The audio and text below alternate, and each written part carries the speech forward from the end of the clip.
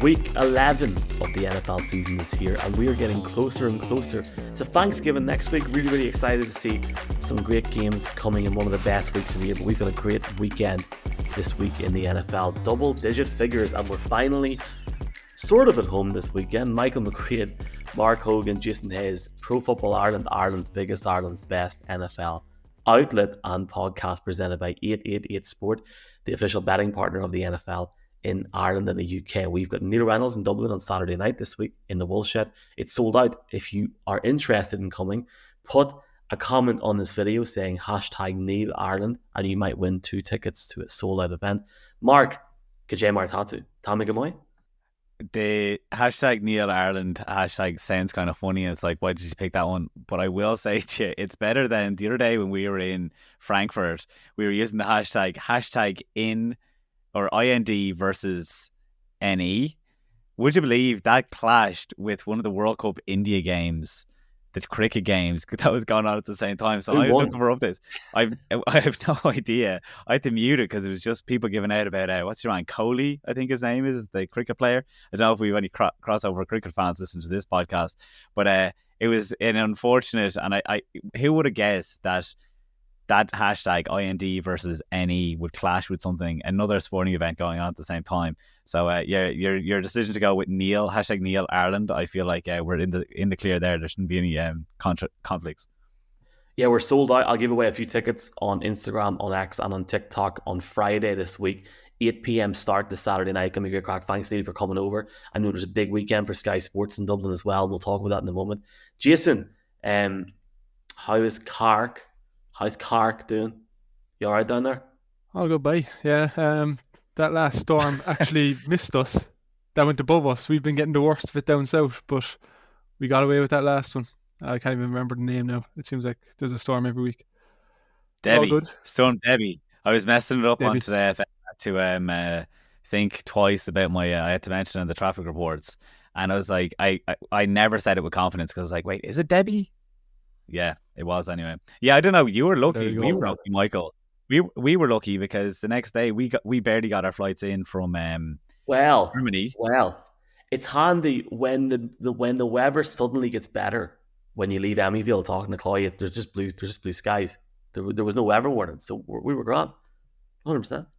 Yeah, but we were landed in, like, if we were coming in like some of the Irish fans were on Monday morning, their flights were circling the airport and some had to divert to Glasgow.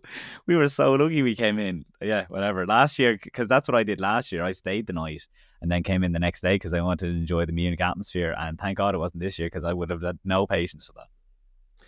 I'm so happy to be home this weekend-ish. Look, I love Germany. Mark, it's been great crack having the fun with you the last 7 weeks, and Jason as well. Like I was saying to Connor and Michaela and even the college boys, to have everybody at Pro Football Ireland be at a game over the last month is unreal. Class. And this week we come into one of the biggest weeks for the game in this Ireland on this island ever. We are almost, we're about 27, 28 years from the last time the Pittsburgh Steelers played in Ireland in a preseason game against the Chicago Bears. And this Sunday, they come to Croke Park, the iconic home of where Peter Canavan lifted Sam Maguire 20 years ago this year for the first time. And they're going to the Hogan Suite, sold out, hundreds of fans on Sunday night for a massive AFC North matchup. We'll talk about the game in a bit, but Mark, it feels like a big moment. It really, really does. And I will say this, publicly, I host the Steelers podcast. The Steelers explicitly state on their website they will explore at some point in the long term the possibility of playing a game here.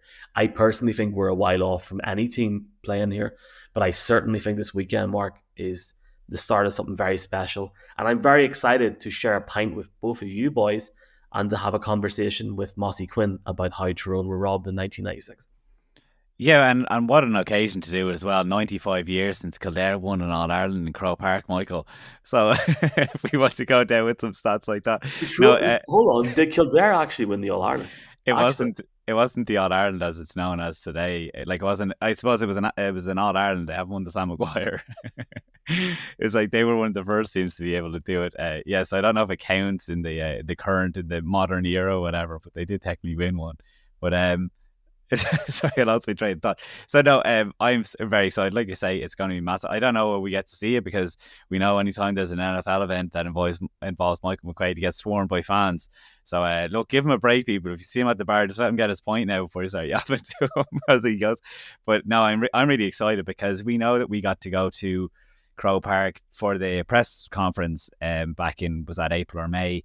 And the excitement of us walking in, we knew that the landscape of the NFL in Ireland would change after we'd gone through the doors, and it sure did when the Pittsburgh Steelers announced that they want to make an impact on the marketing here. So it's something similar, that this is the first time that everyone can kind of share in that experience, that like the fans that know that Pittsburgh is making the push here, like that's not meant more than, you know, a podcast, which is fantastic. But this is people actually getting to do something like tangible with the NFL now as they make the push. And like you say, like there's news with Sky Sports, and obviously we have our event the day before, and it does, you're absolutely correct in saying it is the biggest week in or weekend for the NFL in Ireland in 20 odd years, because it feels like we're getting that bit of respect. And it's just not even the respect, it's an outlet for us all to actually go and have fun and share stories and memories and watch a game.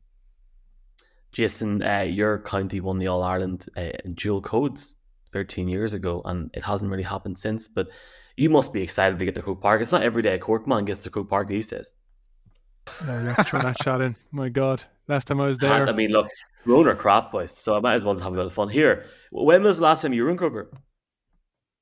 Oh, I don't want to talk about it. I think I blanked it from my memory. But it was a certain game against Limerick where it was kind of It over. wasn't the at Derry half-time. game, no? No, I don't know. Yeah, looking forward to getting back. Not to watch Cork let me down this time. Few, you know, it's going to be a great event, obviously, but there's a few massive guests coming. Am I allowed to mention the guests on this, Michael? Yeah, look, the guests have been announced by now. Obviously, you know, to have the caliber of guests that the Steelers are bringing over, I think, Jason, is a testament to just how serious this event is. You know, there's watch parties for the Chicago Bears this weekend in Spain. Nothing like this. Like, this is big time this Sunday. Yeah, well, there's one man there that after a couple of pints of Guinness, I might get a bit of Dutch courage and stroll up to him. Santonio Holmes. He's the man who broke Cardinals' hearts in 2008 in the Super Bowl, of course. And I just have one question to ask him. Did that second foot touch the ground on his famous cap? Hey. Well, you can't ask him that. At the Steelers do you have a smile on your face in that picture that you tweet out to your thousands of Cardinals fans, Jason, or do you have to keep it kind of like deadpan and not too interested?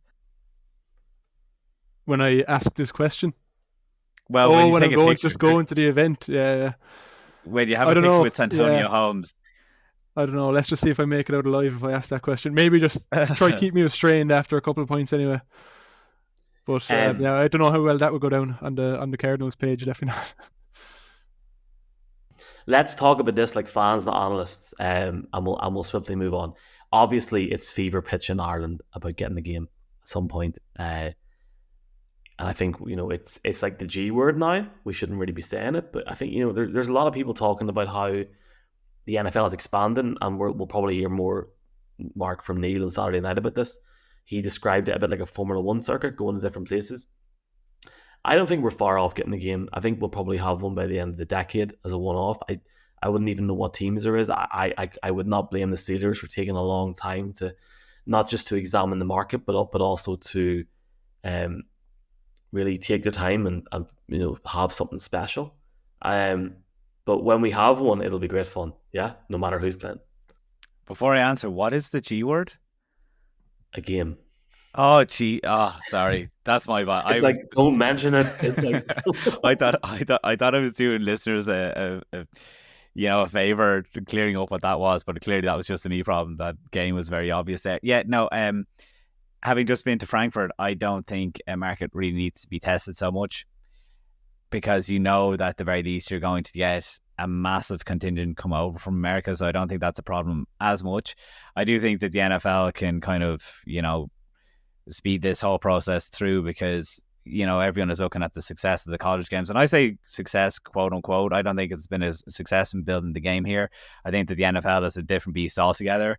So, like, you know, the likes of my own passion going to that college game it doesn't compare in the slightest to what the NFL will do. And I think enough people know the NFL as a brand versus as the sport, which obviously the college game is just the sport of American football, versus when the badge comes to Dublin, you have everyone queuing up, because I know, and you boys might be able to talk about it as well, but the excitement in the office that morning when I was going off to Croke Park and people were like, wait, could there be a game here? People that have no idea how the game works or the schedule works or how the international series works, but they were asking me like, Mark, what do you expect? And I was like, honestly, I don't know.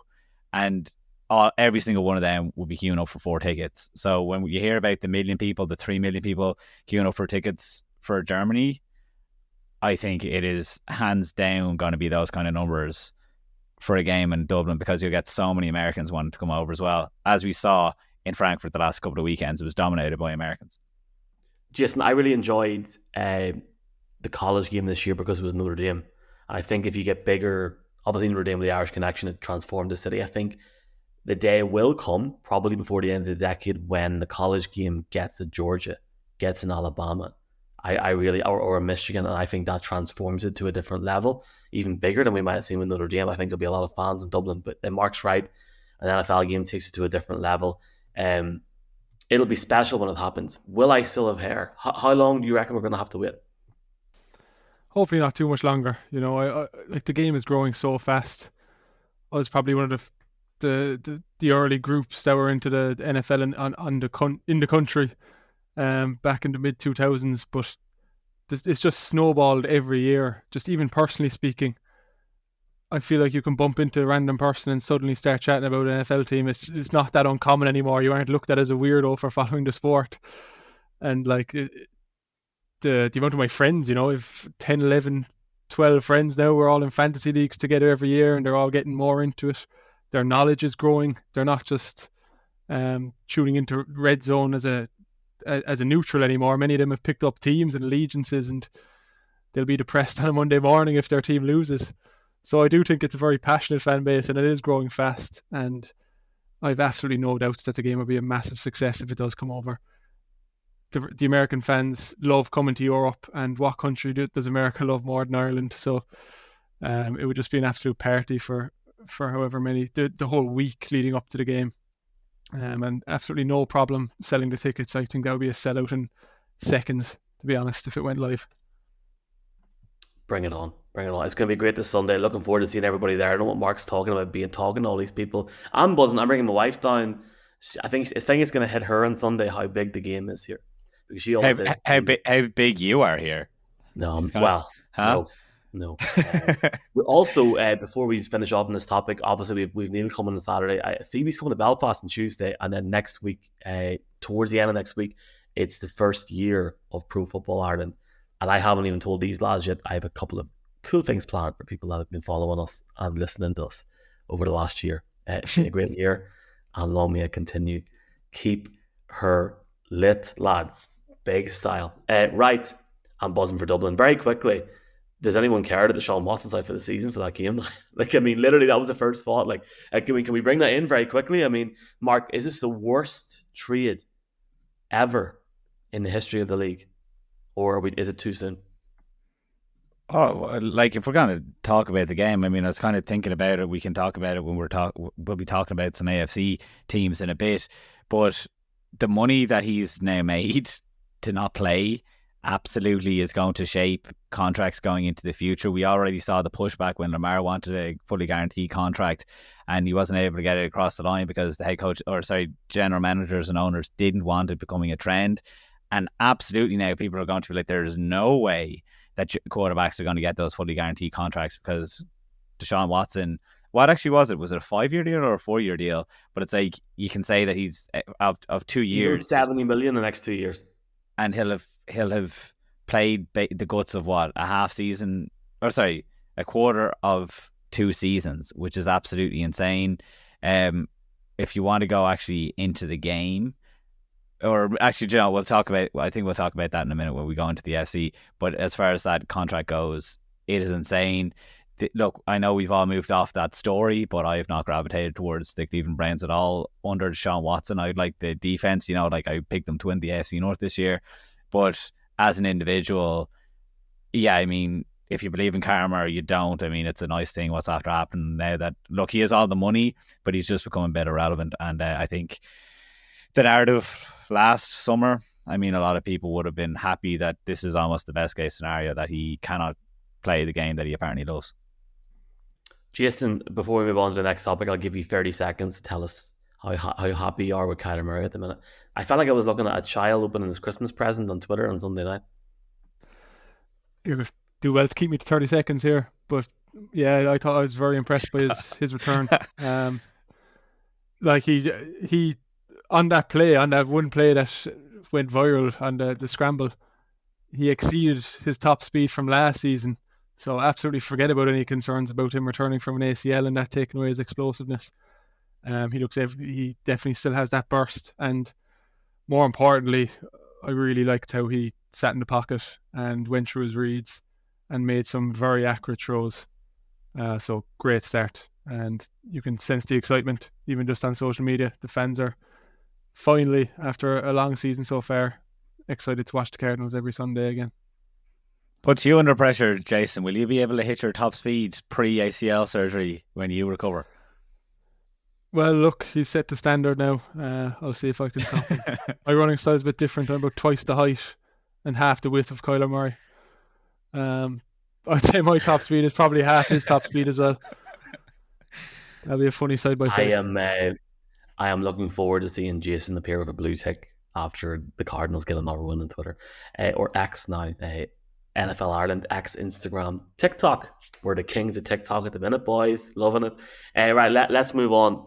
And, you know, NFL fans in Ireland, I don't know about you lads or anyone listening to this podcast or watching it, we all get the fear on a Sunday night before work. I certainly do. And it comes around at about 20 to 12 when the last slate's about to close, and you're like, oh, Jesus. If I watch Sunday Night Football, I have to get up at 7 o'clock to go to work. Panic stations. Well, talk about a flex into a topic here, boys. There are certain teams at the minute that we're going to talk about panic stations. Now, Mark, I have prepared for the Buffalo Bills. Have I messed up, or are we going to have a general discussion around all teams here? General discussion, but I mean, we didn't go too big into it because it's kind of one of those things, you believe in it or do you not. The AFC playoff race is as tough as they come, and everyone is in with a shout. So when we say panic stations, I mean, are you panicking really? Because no, you could go off on a tear now. The San Francisco 49ers were panicking last week, and then they go and blow the doors off the Jacksonville Jaguars, and they're back to being one of the best. You know, we're a very fickle audience when it comes to the NFL because it's so week to week and because there's so limited number of wins that you can get. But definitely when you mentioned the Buffalo Bills there, I mean, can you get any more panicked than firing an offensive coordinator that was not to blame for the offensive woes? It's pretty I think it's pretty concerning. Like, I mean, anybody that knows me knows that I'm a Broncos fan, right? So when I woke up on Tuesday morning and I seen that the Broncos beat the Bills, albeit there was obviously a lot of interesting things at the end, but the fact that it was close was one thing.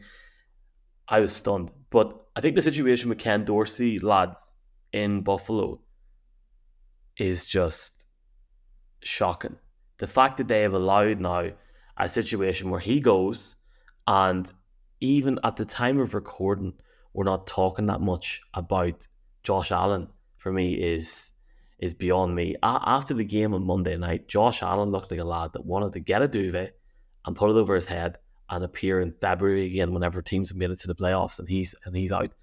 You know, like a lot of people were giving him a bit of grief this week on social media, saying he didn't do a lot during the off season or not as much as other people. You know, he was asked numerous questions by different beat writers for the Bills, and each time he just looked ahead, didn't really answer. And when the press conference ended, I watched it back on Monday or on Tuesday morning, he couldn't get out quick enough. You know, this is a team now that have been in slumps before. They've been in situations where it hasn't went their way, and every year the topic of conversation has been, well, this is Buffalo's year. This is Buffalo's year. They've been so inconsistent through the first 10 weeks of the season. And Mark, we've seen it firsthand in London, just how off they were. And we heard it from somebody close to the action last weekend that they just didn't seem that bothered. In London, they were tired. They didn't really want to be there. But that's one thing. But to go from London back to Buffalo and struggle against a New York Giants team that we have found out is just trash is a whole different conversation. You know, with 5-5 in the season, Sean McDermott is looking at this season as potentially out of control. But you have to ask yourself, how much of it has been self-inflicted? Why exactly has Sean Dorsey lost his job? They're third in EPA in the league. I think they're first or second in offensive EPA across an average stat line.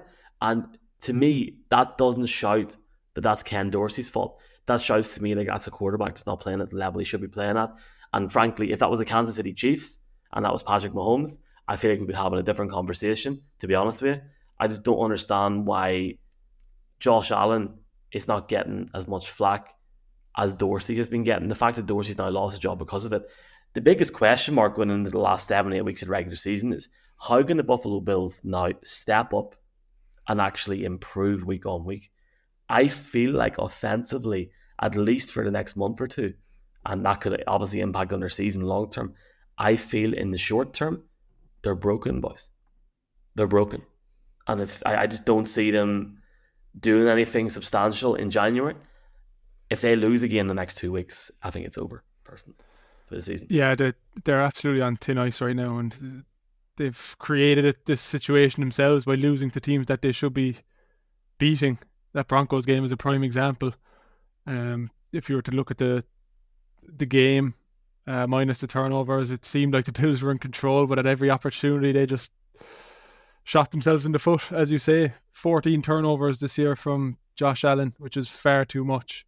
And the team is always going to struggle with a situation like that. It's the most in the league, I believe.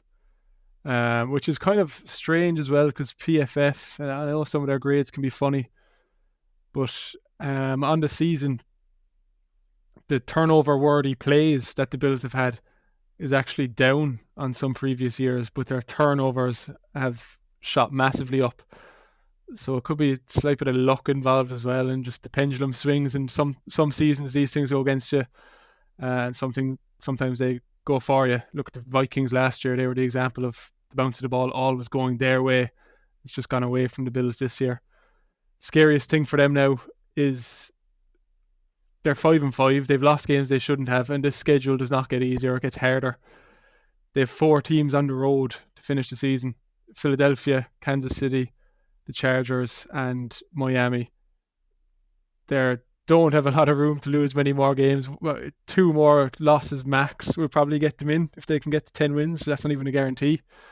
So they'll have to split those ones and go undefeated at home, which is a bit more possible. They lose the Cowboys at home, but that'll be a tough one. But they look like a team that can lose to anyone right now. And the scariest part of it all, and the reason that the Bills and Bills fans will be sweating, is because they don't control their own destiny right now. I look at a team like the Bengals, who people might say are also panicking. I don't think they'll panic, because the way their schedule sits, they're playing a lot of other NFC North, AFC North teams. I think they have 4 more divisional matchups left, actually. So they know that no matter what, if they're winning the games in front of them, they're going to be in a very strong position to make the playoffs. Whereas the Bills are playing some teams where the rest of the AFC and the other contenders for those playoff positions, it's kind of out of their hands. So they're relying on those teams to slip up, whereas the Bengals can rely on themselves to beat those teams. So I think that's an advantage there straight away. A team like the Jaguars as well, you might say, might be in a bit of a panic situation. I think their division is easier, and I would be surprised if they can't see that through. I know the Texans look very dangerous right now, and that's a team that we're going to talk about in a minute. But in terms of teams that you would have had locked into the playoffs before the start of the season, I think Bills, I haven't checked the odds at all or anything like that, but I'd almost put my money on them not making the playoffs as it stands because of the situation they've put themselves in and the road that's ahead of them. Yeah, because the thing that gets me about the whole situation is who was calling for Dorsey to lose his job? Look at the Steelers. Matt Canada cannot survive a game without Twitter blowing up, get rid of him. they don't have a running game that's anyway consistent or reliable. So maybe you can put that on the offensive coordinator, but maybe you can also say, well, you don't run Josh Allen anymore. So that's why teams don't have to defend the ground like they once upon a time had to do. And that's why their offense has changed. But like, look, they were second in points and yards last year. They've dropped back to 7th and 8th. Like, it's not massive regression. It's a tougher year. Like, not everything goes your way. It all goes back to the offseason. I mentioned this in the James Gall podcast. Like, what's going on behind the scenes that Stephon Diggs is so unhappy? What is he saying to Trayvon Diggs? That Trayvon Diggs seems to know all the kind of buttons to press, whether it's like pointing to, in the most recent tweet, pointing to Josh Allen's QBR with and without Stephon Diggs, which that seemed a bit too close to home, that it's like, what is Stephon Diggs saying to his brother that his brother knows and is now sharing? So it's like, there is some problems there that you can put on Dorsey, but I don't think that Joe Brady, who obviously was the offensive coordinator with the Carolina Panthers back in 20 and 21, the quarterback was Teddy Bridgewater the first year and Sam Darnold the second year, so you can't really rate him on it, but it was in no way an explosive offense. It obviously all goes back to his time in LSU with Joe Burrow, that he gets massive respect. Before that, he was with the New Orleans Saints back in, 17 and 18, and that was obviously the explosive, well, coming to an end, explosive Drew Brees and Sean Payton offense. So I don't know how that's going to be an improvement, and what is Joe Brady going to do to eliminate the turnovers, because I don't see any offensive coordinator standing on the pitch throwing interceptions or fumbling the ball. And also, I seen the Joe Brady news when I was driving the other day, and I have to apologise to all of Ireland. I was so close to replying, I thought this was Joe Brawley, and then I forgot. I feel like we should jump on the Jags as well. Obviously, Jason, to see the Jags just not get it done against the Niners at all. Have you any concern about them going into the next few weeks? They've got the third best record in the AFC at the moment. I wouldn't be overly concerned. This has just been a strange year where these blowout games can happen. It seems like anyone can beat anyone this season. I think they have enough. The offense has been less than stellar. Trevor Lawrence has done all right, but you probably want a bit more than all right from him at this stage of his career, where kind of a lot of people expect him to take a massive leap forward and, you know, really start his legacy in driving forward as one of the top quarterbacks in the league. But it's not a team that you see on offense and you're confident they're going to put up mid-20, 30 points in most games. It's been the defense that's actually been driving a lot of their success. So it's a bit of an ugly team. I think many teams in the league are ugly this year. Defense is definitely winning out compared to previous seasons. But just as I said, their division is easier. The rest of their schedule isn't too tough. The last 3 games for the Jaguars are the Bucks, the Panthers, and the Titans. So if they're in any bit of danger coming down the stretch, you'd fancy them to knock off 3 wins straight away there. So I think they do have enough cushion in their position. I'd be a lot more worried if I was a team like the Bills, where Miami are going to run away with the division win in all likelihood. And then you're just stuck in the middle of that chaos that is the wildcard race. It's so funny that you say that about Miami, because last time we saw them was literally I'm in front of Tua and McDaniel talking about, well, they can't beat the big teams. Like, actually, you might not have to beat the big teams to make the playoffs, because you're just going to win your division, which is kind of insane. But the one thing for the Jags, for me, and you're dead right in all your assessments there, especially the Trevor Lawrence thing, because it's like the narrative going into Sunday's game was how Brock Purdy could be potentially benched. We heard that for 4 straight weeks. It's not like Trevor Lawrence was a game changer. You know, obviously they got hammered now, but like, that's where he's supposed to be the generational talent. And shouldn't that be shown up against the last pick of the draft? I don't want to overdo that, but you know, like, Brock Purdy was under pressure to win this game, and obviously they were able to win it. But the one thing, and I don't want to go into this too early because we're going to talk about it in a second, I want to go back to the Bengals for a second. But I just think that the Jags now feel under a bit of pressure by the Houston Texans coming up. They were supposed to only have to worry about what seeding they were going to get because they're going to win that division. And it's like, I would love to see the Houston Texans being able to push them. I think you're correct in what you're saying about their schedule lending itself to the Jacksonville Jaguars able to continue to control their destiny and push for one of those high seeds. I will say I was more worried about Cincinnati before, I suppose, we were recording this podcast and we hear that news about Deshaun Watson being out for the year. The Browns looked like they were straight through to the playoffs, just the way that they're playing at the moment. I think it does change it an awful lot. Dorian Thompson, or what's his full name? Dorian Thompson Robinson, who'll be filling in for this week at least, is, I mean, he was hopeless in his He's first surprised game. by that at all. Yeah, I'm surprised, but I mean, no, I'm definitely surprised. 3 interceptions, 4 sacks his first game.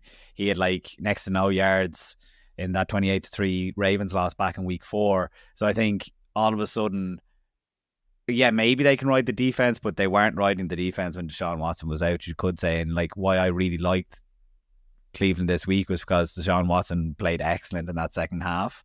But it's like, now we can't say that it's completely freed up a playoff spot, but I think it takes a lot of pressure off the Bengals. I mentioned the power rankings that if they were to lose on Thursday night, it was a 1 in 3 chance they were given to making the playoffs. I'd say that's probably increased, that they can maybe lose this game because playing the Browns isn't as intimidating now going forward.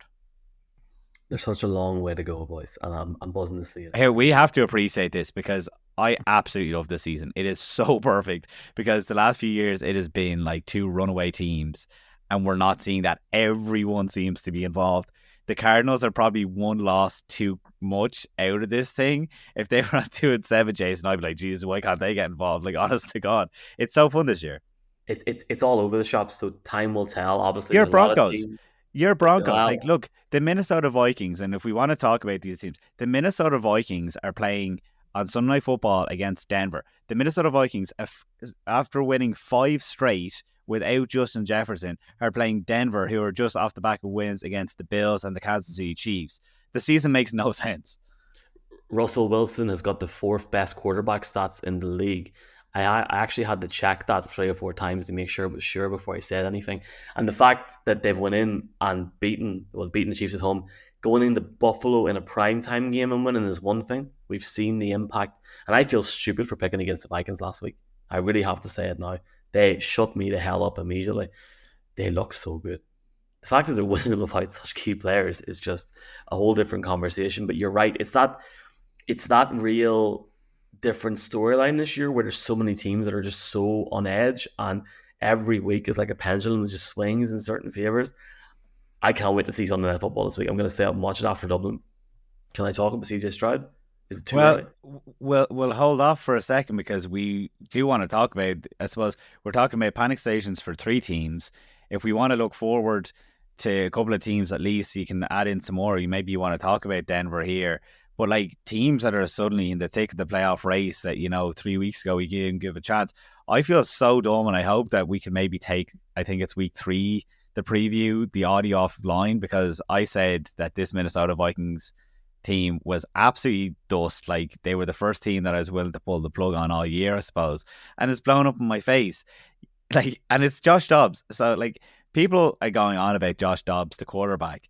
What no one is mentioning is how he's transformed the offense because he's running the ball. Jason, I don't know, did you see the highlight of the 7-yard touchdown run? It was like Kyler Murray against Las Vegas. It was like he has to do 1,000 cartwheels and flips and turns around just to get in for the, I don't know how many yards he actually picked up. But he has, in his 2 starts now with Minnesota, he is 100 yards on the ground. We know that ground game was struggling for Minnesota, so he's able to mask over that completely because they're having to defend against that, kind of like what happened against the Bills once upon a time, that now that their running game is there, I mean, when you look at Ty Chandler and Alexander Madison, they've had 45 yards to pair them on 15 and 16 carries the last couple of weeks. They don't have to be doing it all. We know that Alexander Madison was getting an awful time from France at the beginning of the season, but like, it has opened up the offense a whole lot. You're adding in Justin Jefferson now from next week. It looks like he's going to be playing on Sunday Night Football. You already have Jordan Addison and TJ Hawkinson, who TJ Hawkinson in particular the last couple of games has been fantastic. They are first round talents. Like, they have all the talent to go on there, but I just think Josh Dobbs on the ground is what's really unlocked this offense and has me excited. Plus, and this has completely gone under the radar, they are really, really good against the run. It won't play a factor so much against Denver this weekend, but I looked into it. 7 of the 10 games they've played, they've kept teams under 75 rushing yards, which is like, that's big time. Like, that is a really safe defense. And then we know what I can't think of the edge rusher now, but he's leading the league in sacks. Can't think of his name. Maybe one of you can help me out. Hunter. I was just going to say, just while you're thinking of the name there, like, do you boys think Josh Dobbs had 8 runs for 44 yards and a touchdown on Sunday? Do you feel that with time going into the next 3 or 4 weeks, that whenever teams, defensive coordinators get a look at how Josh Dobbs plays, not just on the run, but in his passing game also, that they're going to maybe try and find him out a little bit? Because I thought against the Saints, he had too much room at times. It was a great performance. They dug it out. They got there in the end. But it just seems like eventually it could just sort of crumble a little bit. I hope for him it doesn't, because he played so well the weekend. But it just seems to me, lads, that it might start to go a bit, which, like, it might go for any player, but maybe they might find him out a wee bit. Daniel Hunter is the edge rusher. I'll just say that first, but I do think, Michael, the whole thing is like, if they start coming after him on the ground, then he passed the ball to the talent that I just said. Like, that's the beauty of the Minnesota Vikings, and it's also give credit to Kevin O'Connell. Sorry, Jason. Love it. I agree. Yeah, no, I was going to say the same, Michael. I think he has kind of caught people by surprise, and he's playing so well straight away. Teams don't have much tape to watch on him in that offense, but it's kind of hard to judge a player in the context that he was in Arizona. You could see he was doing some good things when he was playing for them, but when you're surrounded by such a lack of talent in the defense with so many holes, it's impossible to look good, and people naturally forgot about him as soon as the Cardinals started racking up losses. But absolutely echo everything Mark said there. The cast around him in Minnesota is polar opposite. I just can't believe this Vikings team lost the first couple of games, to be honest, because we were talking about, like, we had a full segment on why they should trade Kirk Cousins to the Jets because their season's over and they should move on to the future. And now 6 or 7 weeks later, they're still going strong. Testament to the coaches as well, Kevin O'Connell and Brian Flores on defense as well. We wrote them off. You'd wonder what it's going to do, Jason. I'm going to ask you two things. You'd wonder what it's going to do to Kirk Cousins' market, because it's going to be like the injury and, what is it about the coaching there, because you're able to do a plug and play guy. But specifically, are you upset now? Because I know I felt it at the time, because I actually really liked Josh Dobbs, because I was like, he is the perfect backup quarterback for the Cardinals. Are you upset that they got so little for him now in the trade? Because I think it's crazy. It's such an important position. It's an underrated position. His backup quarterback. We saw Clayton Tune come in against the Browns after Dobbs left, and it was an absolute disaster. So if a guy like Kyler goes down, which is entirely possible, even if it's just for a couple of weeks, you want to have a guy who can step in and, at least give you a fighting chance at a couple of wins. I think this season around the league, we've seen more backup quarterbacks stepping in than ever, it seems like. So it's such an important position, and he's definitely a guy you'd want to have on your side. I just kind of fear now that, I don't fear, it was great for Dobbs. I think he's played to a level now where he's going to be looking for a permanent starting job next season, as long as things don't collapse going down the stretch. Wow. So I think he's played himself out of that backup role. But yeah, definitely a guy you would love to have in case your starter did go down. The Browns wish they had him this weekend, I imagine. The Vikings are 2 games out from the top of the NFC North, 3 probably out just on the tiebreak. Does anybody think they can make a run, boys? Does anybody want to put themselves out there and say the Vikings could win the NFC North? Or do you think the Lions will? Well, yeah, Mark wanted the Week 3 podcast deleted, but just 2 weeks ago I gave my playoff predictions and they're absolutely out the window already. I picked the Falcons and the Saints to take the last 2 playoff spots in the NFC, and then the Vikings have just gone and beaten both of them in consecutive weeks. I don't think they'll catch the Lions. I think the Lions are a very good team, and as I mentioned a couple of weeks ago, their schedule is very lackluster coming down the stretch. So I wouldn't fancy Vikings to go and win the division. I do think they've had 2 great weeks with Josh Dobbs, but they're still capable of losing games that they should be winning as well. Like, let's not act like they're a powerhouse all of a sudden. But I absolutely think they'll make the playoffs. I imagine they're odds on to make the playoffs in that weaker NFC at the moment. Mark, if they go to Denver on Sunday night and win, do you think they could win the NFC North? I think that the Lions are definitely the favourites still in my mind, but I definitely feel like the Minnesota Vikings will get to the playoffs. The thing about that game, though, and it's like the hype around whoever wins that, because we're just after doing like who has to be in panic. It's probably going 5-5. They win that. That's huge. it's insane. Like, these two teams have come from nowhere. Like, you were frustrated with me for having the Denver Broncos so far down the power rankings because they were that poor. But like, yeah, that's what happens when you go off and beat the Chiefs and you beat the Bills, and suddenly you get yourself back to 5-5 on Sunday Night Football, especially if you're doing it against the Minnesota Vikings.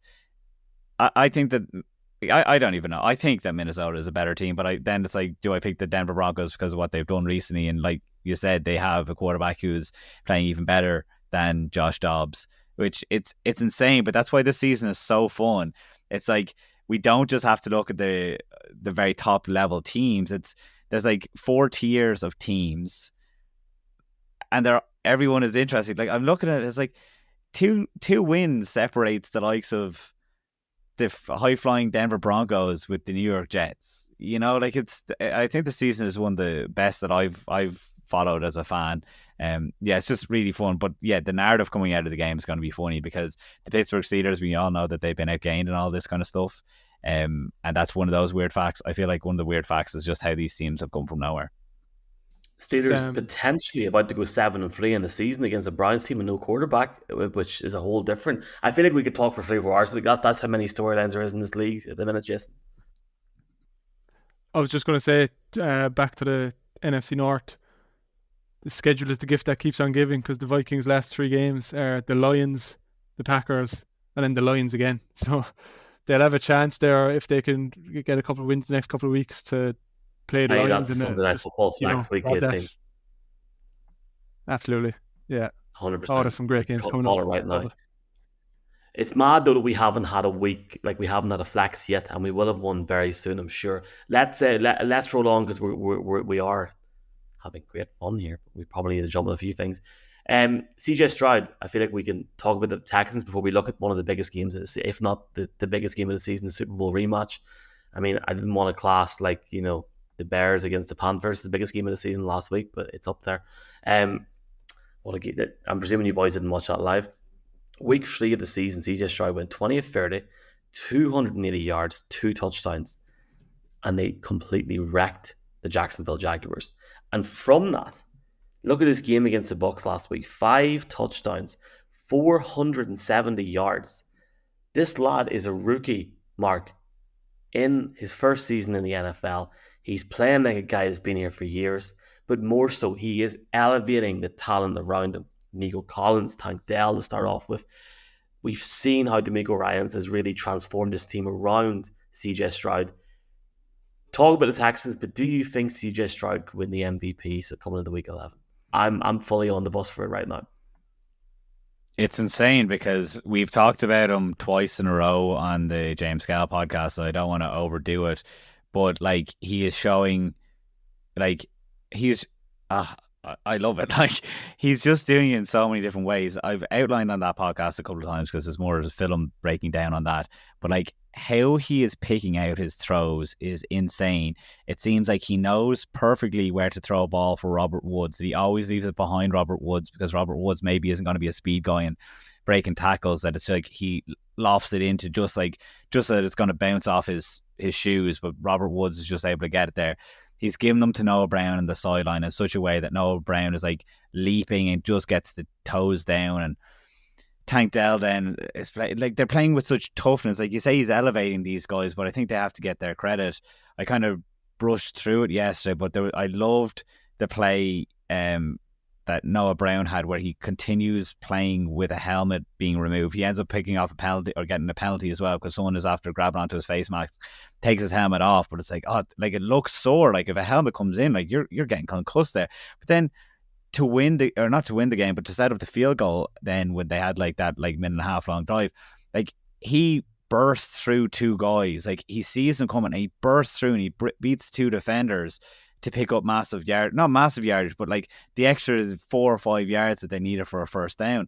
And it's like, I just think they're all playing for one another. And yes, CJ Stroud as the quarterback, his movement, how he's able to throw on the run, genuinely, Michael, it reminds me of like the Russell Wilson of his prime in Seattle. That like how he's getting out and escaping pressure, but not only escaping the pressure, but then like a completely what I'd imagine is a broken play because there's no way they've drawn it up this way. he's literally running, no foot is planted, and he gets the ball off and it goes 20 or 25 yards. It is so fun to watch. Like, they must be the most attractive team now, and it's like, yeah, they'll be playing the Cardinals, so Jason and I get to see it firsthand, like in front of our team this week. That I hope they'd go and come back to it, because that was what we talked about last week. Like the Cincinnati Bengals, would they, show, okay, this Houston Texans, they were a fun storyline for 3 weeks, but now they're going to have a serious team in the AFC.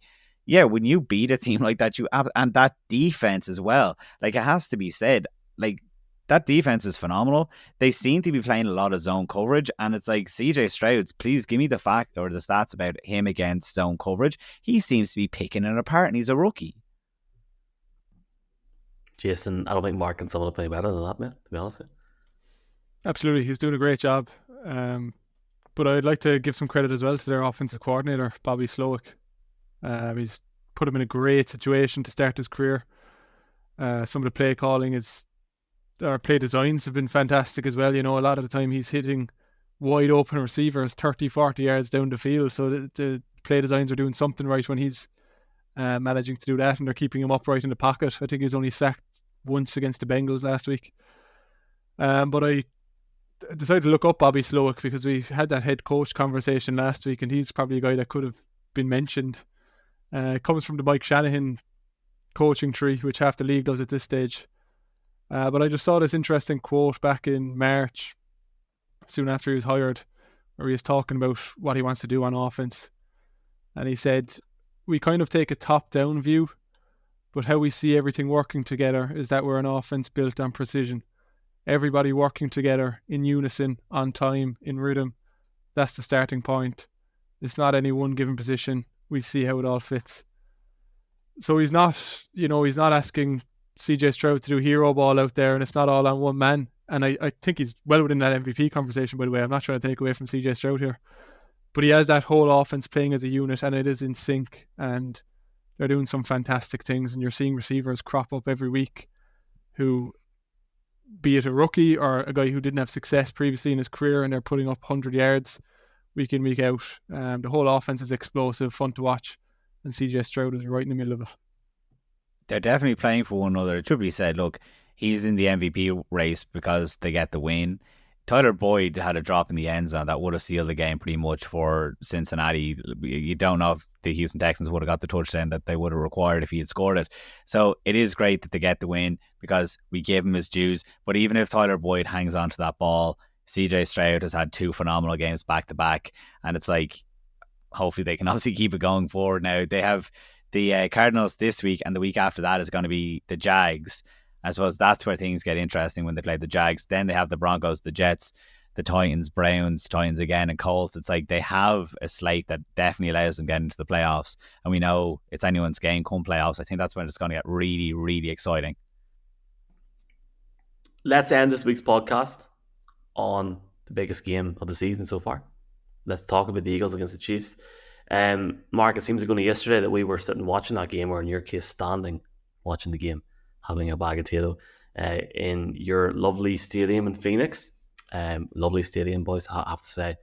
Phoenix really done the job for the Super Bowl. But I guess if you look at where these teams are, I mean, Mark, you have them, top 2 in your power rankings. They're both coming off a bye week. You couldn't ask for a better moment. I think all we ask for is for him to flex the game to Sunday at 9:25. That would be lovely if they could do that personally. Monday Night Football, like, honest to God, like, I mean, I can't wait to see Donna Kelsey's half and half jersey, like the O'Neill's jerseys. But the thing for me, Mark, is so much change in Philadelphia in the offseason, especially with the coaching staffs, and losing some players, especially in the defense. But they have regrouped and they have found a way to continue this momentum. They're one of, if not the best team in the league at the moment, top 2, top 3 teams. The Chiefs have had their struggles in the offense. We've seen in Frankfurt where the offense was not, frankly, up to par for a lot of that game. They now have had a week to sort of recover and go from that. We've seen Travis Kelce's had a very interesting week as well. The game is at Arrowhead. The Chiefs are favoured by 2.5 points at the time of recording. And even with the Eagles in certain games this year where they're putting up loads of points, we've seen against the Cowboys where they could have lost that game towards the end. Something just tells me no matter what, the Chiefs win this game because it's Patrick Mahomes and Arrowhead. How boring is that for analysis? No, that's insane because I'm actually shocked. Am I shocked? I think I'm surprised that the Chiefs are the favourites, but I can see reasons for it. To try to try and ignore my disbelief for a second, I will say that since these teams obviously last met, the Eagles have become an extremely stout run game, whereas obviously that's not what Kansas City is famed for, especially obviously this year. So I think that Kansas City will have it easier because the Kansas City defense is so good that Philadelphia actually has a problem against it, if that makes sense. That's where the winning and losing of the game is going to be. Can Philadelphia undo Steve Spagnuolo's now good defense of Kansas City Chiefs? Whereas when it goes the other way and Kansas City has the ball, I do expect, especially after the bye, Patrick Mahomes to be moving the ball again, because it's not a fantastic pass defense from Philadelphia. But then it's like, yeah, they're going to have to get tested and see how they do react, the Philadelphia Eagles, that is, because obviously you're not winning a Super Bowl if your defense is real porous in the pass game. So I think from that point of view, it's really interesting. But then it's also, this is the turning point in Philadelphia's season. Like, yeah, they're number one in the power rankings right now, and I think they're a more convincing number one than I would say the Kansas City Chiefs are number two. It's just so hard to fill the number two spot from the AFC right now because teams are after losing, etc., etc. But the next games for the Eagles are the Chiefs, the Bills, the 49ers, and then the Cowboys. So they have, a 2-game lead over the Cowboys, but the Cowboys in that same 4-week stretch is going to play the Panthers, the Commanders, the Seahawks, and then that Eagles game. So it's like that could be for an outright lead of the NFC East for the Cowboys or the Eagles come that point if the Eagles aren't able to take care of business. I don't know where the different games actually are, if there's home or away venues, but obviously, like you're saying there, going to Arrowhead, especially when this team is just these teams have just played in the Super Bowl. I mean, that must be the hottest ticket to get this year as a Chiefs fan. It's going to be an insane atmosphere, obviously, on Monday Night Football. The Chiefs now coming back from Germany, they did have the bye. It must be at a fever pitch. So I think it's a really interesting game, but I really want to see how the Eagles go against a really good defense and how their defense is able to defend against Patrick Mahomes. And Jason, just to go on, Mark said, Mark gets up at 5 o'clock in the morning for work. I'm sorry, we have to watch that game live, lads. That's nice. I know we have to. That is a massive game. Go to bed before, watch it, go back to bed. No, come on. Eagles against the Chiefs. Live podcast. Well, Mark, Jason, on the day of recording this, we're 5 years to the day since that classic when the Rams played the Chiefs, one of the greatest Monday night games ever. Here's the thing. Look at the difference between that Chiefs offense now and 5 years ago. The Kansas City Chiefs offense, you take Patrick Mahomes out, it's not great. But with Mahomes is first in the league for yards per rush by quarterbacks. He's top 5 in passing touchdowns. He's top 5 in passing yards. He gets the job done to an elite level. Who's going to win this week? Give me your big pick, Jason.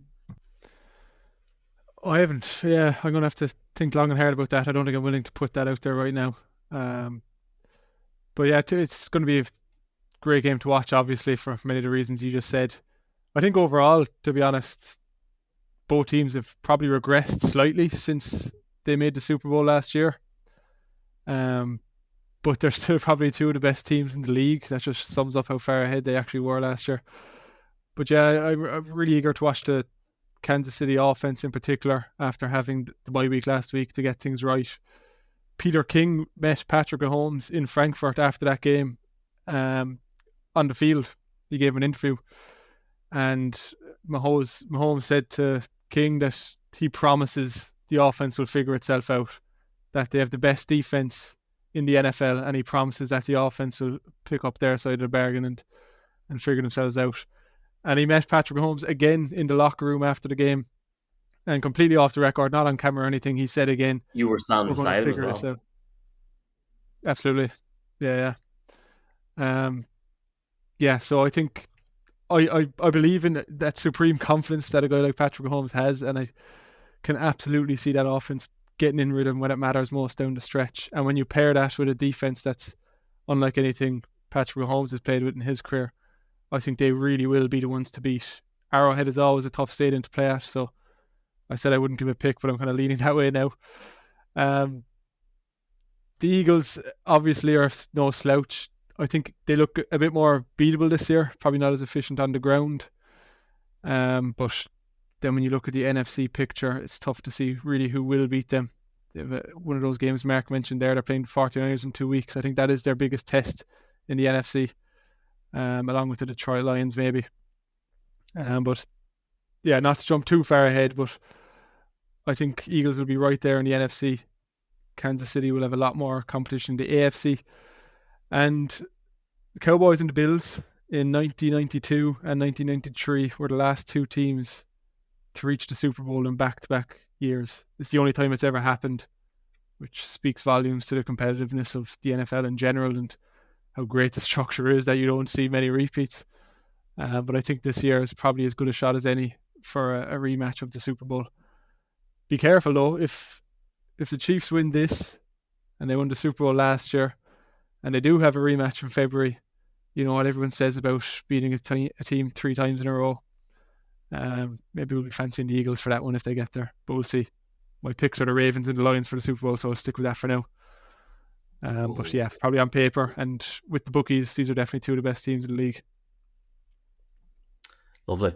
Okay, let's quickly get a headache for the week. Can I be boring this week? Yeah. Yeah, you've given us some great shouts with the Texans, so you can definitely be boring. The New York Football Giants have allowed the 3rd most rushing yards and the 2nd most touchdowns to running backs this year. Brian Robinson is going to rush for 250 yards. Score 2 touchdowns. Good night. Nice. I need him for my fantasy team.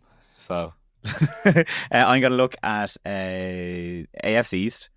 We're getting that big week 1 matchup or a replay of the game that Aaron Rodgers went down in. Buffalo Bills played the New York Jets. We talked about the dysfunction that's going on with the Buffalo Bills. Stephon Diggs made short work, you could say, against Sauce Gardner. It wasn't really showing up, but when you watch it back, Sauce Gardner did not have a good game in week 1 against Stephon Diggs. I wonder, will Sauce Gardner be literally able to get into his head, have some trash talk, and put Stephon Diggs under some pressure, maybe use some of those Stephon Diggs tweets against him, and I think that's going to be a matchup that Sauce Gardner maybe wins. You got Mr. Hess? Yeah, the Houston Texans, I think, are the headache team of the year this season. Michael, you've had Nico Collins and Tank Dell, but I'm going to go with a guy Mark just mentioned a while ago, Noah Brown. In the last 2 weeks, he's had 13 receptions for 325 yards. He's been in the league for like 6 years now, but he's never even had a 100-yard game before that. So just absolutely insane 2 games for him. And if Nico Collins is still going to be out this week, I think Noah Brown absolutely could have another big game against the Cardinals secondary. You know, if the Texans are the team that's caused the most headaches this year, the Cardinals are probably the team that's had the most headaches with that defense. So definitely could see a big game for Nico Collins and Tank Dell and all the boys. I gave CJ Stroud last week, so literally we have knocked out like most of that. We're going to have to start using offensive lineman from Houston soon. I'll hold you to that next week. We get to week 12, boys. Big week do you know what? I would gladly give it to Laramie Tunsil. If you see him, he is making massive, massive hauls for that run game. Laramie Tunsil is absolutely playing at all pro level this year. So that's my preview of next week's show, 100%. And I feel next week we're going to have to put this out earlier because of the fact that the games on Thursday night. But we'll worry about that next week and have a chat offline about that there. Neil Reynolds coming to Dublin Saturday night. There's no more tickets. If you text us, NFL Ireland or Michael_NFL on X or Instagram and say up Tyrone, I'll give you 2 tickets. Phoebe's coming to Belfast next week, lanktr.ee/NFL Ireland. Mark Hogan is still TBC on that, but we'll get back to you on that, folks. That's it. I think that's it. We're presented by 888 Sport, the official betting partner of the NFL in Ireland and the UK, and we look forward to seeing all of you folks in Croker on Sunday. And props to the Steelers for having such a cool watch party this weekend. But for now, Grimmy Mogget, have a great week. Enjoy week 11.